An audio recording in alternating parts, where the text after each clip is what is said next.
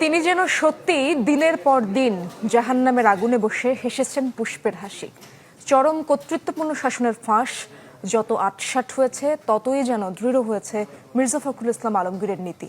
কুৎসিত কাদা ছোড়াছড়ি কিংবা কোনো চারিত্রিক স্খলনে জড়াননি নিজেকে, একই সাথে ছাড়েননি উত্তরের সহজ সরল আর আবেগময় সত্তাকেও। মাসুদুর রহমানের রিপোর্টে বিস্তারিত।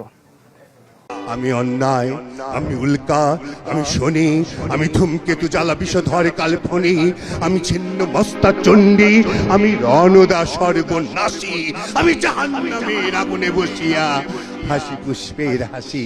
সেদিন চূড়ান্ত অনাচার অবিচারের মাঝে দাঁড়িয়েও তিনি হেসেছিলেন ধিক্কারের হাসি।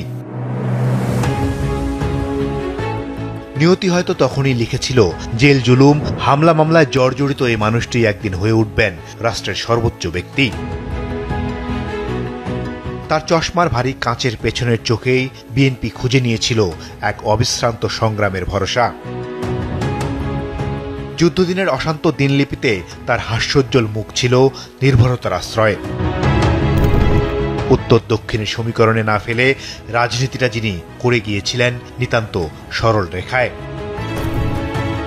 মির্জা ফখরুল ইসলাম আলমগীর তাই শুধু একজন পোর খাওয়া রাজনীতিবিদই নন, বরং উত্তরের মাটি, পানি, বায়ুর সরলতায় বেড়ে ওঠা গোটা বাংলার কথা বলা এক নিপাট ভদ্রলোক।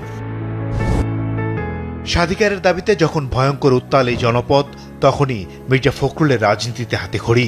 শুরুটা পূর্ব পাকিস্তান ছাত্র ইউনিয়নের হাত ধরে। ৬৯-এর গণ অভ্যুত্থানের সময় পাকিস্তানের বিরুদ্ধে বিদ্রোহ করে যেতে হয় জেলে। মুক্তিযুদ্ধের পর বেছে নেন নিতান্ত আটপৌরে জীবন।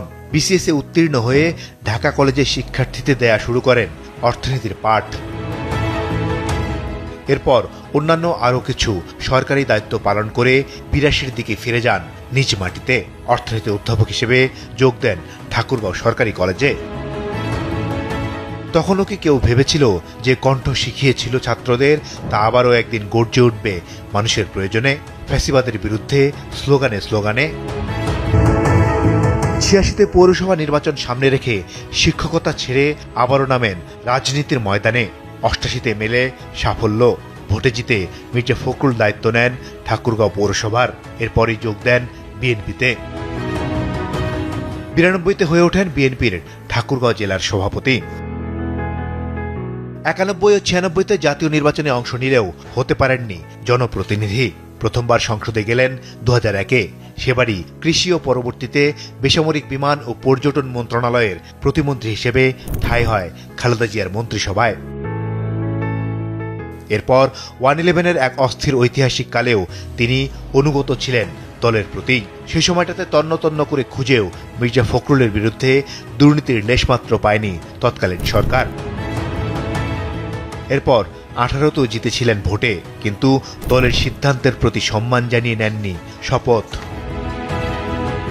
হাসিনা সরকারের মেয়াদকালেই শুরু হয় বিরোধী শিবিরে বসে মির্জা ফখরুলের রাজনীতির সবচেয়ে কঠিন পরীক্ষা। ২০১১ সালের ২০ মার্চ ভারপ্রাপ্ত হিসেবে দায়িত্ব নিয়ে ২০১৬ সালের ১৯ মার্চ দলের কাউন্সিলে হয়ে ওঠেন পূর্ণাঙ্গ মহাসচিব। বিএনপির ইতিহাসে সবচেয়ে বেশি সময় ধরে মহাসচিবের দায়িত্ব পালন করেছেন তিনি। আওয়ামী লীগের ১৭ বছরে ১১ বার গিয়েছেন জেলে। সব মিলিয়ে কারাগারের বদ্ধ দেয়ালে বন্দী থেকেছেন ৩.৫ বছর। ত্রয়োদশ জাতীয় সংসদের নির্বাচনের প্রচারণায় বেরিয়ে সবখানেই বলেছিলেন জীবনে শেষবারের মতো লড়ছেন ভোটে। ভাগ্য তাই লিখেছিল। ১৯৮৮ সালে সাইকেল মার্কায় জিতে জনতার হৃদয়ে ঠাঁই পাওয়া মির্জা ফখরুল নামের সেই অবিরত সংগ্রামী পাণ্ডুলিপিটায় অবশেষে লেখা হলো বঙ্গভবনের ঠিকানা।